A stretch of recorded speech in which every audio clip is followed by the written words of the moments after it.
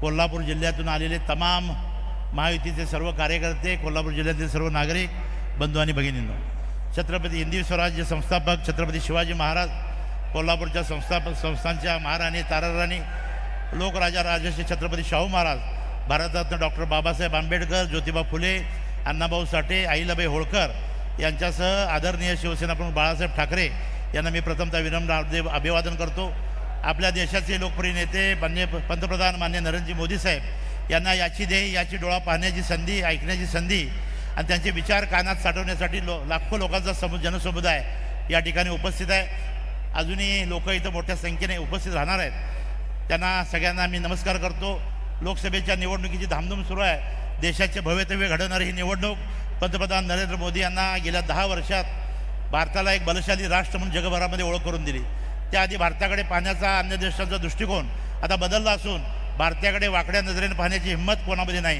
कारण आम्हाला मोदी साहेबांसारखं कणखर, मजबूत आणि देशहिताच्या संकल्पना असणारे स्पष्ट नेतृत्व लाभलेलं आहे. त्यांच्याच नेतृत्वाखाली या देशामधल्या महिला, भगिनी, युवक, युवती, शेतकरी कोट्यावधी रुपयाच्या योजना सुरू झाल्या आणि त्याचे पैसे मध्येच कुठं न जाता थेट लोकांच्या खात्यावर जमा व्हायला लागले. आजची भाजीवालीसुद्धा आता ऑनलाईननं पैसे घेते. भारतासारख्या देशामध्ये असं आमूलाग्र बदल घडवणं हे सहज शक्य नव्हतं, परंतु मोदीजींनी आणि त्यांच्या ठाम निर्धाराने शक्य झालं. कोल्हापुराच्या विमानतळाची दृष्ट लागणारी अशी टर्मिनल बिल्डिंग, कोल्हापूरच्या रेल्वे स्टेशनचं आधुनिकीकरण, कोल्हापूरच्या तिन्ही बाजूनी रत्नागिरी, गगनबावडा आणि आजरा या तिन्ही राष्ट्रीय महामार्गाचं काम वेगानं सुरू आहे. हे केवळ नरेंद्र मोदी यांच्या पाठबळामुळं, दूरदृष्टीमुळे शक्य झालं. त्यामुळे खासदार म्हणून माझी खारीचा वाटा आहे. कोल्हापूरच्या विविध प्रश्नासाठी मी संसदेमध्ये प्रश्न उपस्थित केले. गरज असेल तिथे मंत्रिमंडळाने भेटून निवेदनं दिली, पाठपुरावा केला. ESIचं हॉस्पिटल सारखे अनेक प्रश्न मी मार्गी लागू शकलो. आणि राज्यात महायुतीचं सरकार आलं. आमचे नेते माननीय मुख्यमंत्री एकनाथजी शिंदे साहेब, उपमुख्यमंत्री देवेंद्रजी फडणवीस साहेब, माननीय अजितदादा यांच्या पाठबळावर कोल्हापूर लोकसभा मतदारसंघामध्ये राज्य शासनाच्या वतीनं 800 कोटीपेक्षा जास्त ग्रामीण भागामध्ये मला त्यांनी निधी उपलब्ध करून दिला. कोणत्या गावात काय काम सुरू झाले याची यादी मी लोकांना दिलेली आहे. एवढा प्रचंड निधी मतदारसंघामध्ये आणला. कोरोना आणि महापुराच्या काळामध्ये शक्य त्या ठिकाणी जाऊन प्रत्यक्ष कामामध्ये उतरलो. बहुतांशी वेळा प्रशासनाला गती देण्याचं काम केलं. या कामाच्या जोरावर पुन्हा एकदा तुमच्यासमोर उमेदवार म्हणून उभा आहे. आणि म्हणून या मतदारसंघामध्ये विरोधी उमेदवारांचे प्रवक्तेच जास्त बोलतात. मतदारसंघामध्ये भ्रम निर्माण करण्यासाठी काम करतात.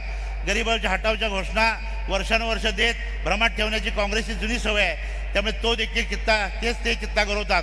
परंतु कोणताही भूलतापांना बळी न पडता कोल्हापूरचे उर्वरित प्रश्न मार्गी लावण्यासाठी माननीय नरेंद्रजी मोदी यांना तिसऱ्यांदा पंतप्रधान करण्यासाठी माझ्या धनुष्यबाण या चिन्हावर बटन दाबून मला प्रचंड मताने विजयी करावं या पद्धतीची विनंती करतो.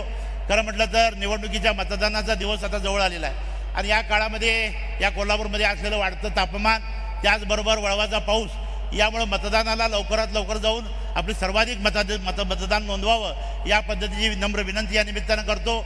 आणि या निवडणुकीच्या निमित्तानं कोल्हापूरच्या भूमिपुत्राला पुन्हा एकदा संसदेमध्ये काम करण्याची संधी द्यावी या पद्धतीची विनंती करतो आणि थांबतो. व्यासपीठावर उपस्थित असलेले माजी आमदार चंद्र